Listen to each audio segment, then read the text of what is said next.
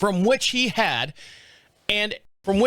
and his translator had to carry her body in a bag through the hospital. Jesus Christ. Let me read that whole thing again. Sorry, I gotta read this whole thing again. The page further claims that Luke was allegedly accused of poisoning his wife by the Turkish authorities before being allowed to see his wife for 1 minute in the morgue, from which he and his translator had to carry her body in a bag through the hospital.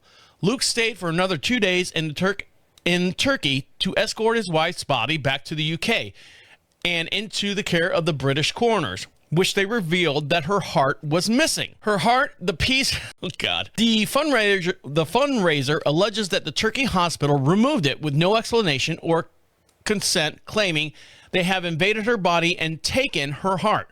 Her heart, the piece of Beth that was more treasured by more than any other, the piece of her that stopped for a moment when she heard her child's first word, the piece of her that skipped a beat when she said "I do" at her wedding, the piece of her that pumped viciously, which pumped with pride whenever she was with her family.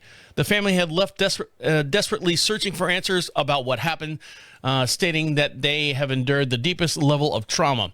The Turkish Ministry of Health has since revealed that Beth died of a cardiac arrest due to multiple organ failures. The statement continued, the patient was recorded in the hospital records as a forensic case in line with the statement of Martin's wife. They may have been poisoned by a meal that they ate in their country before the trip and the initial findings.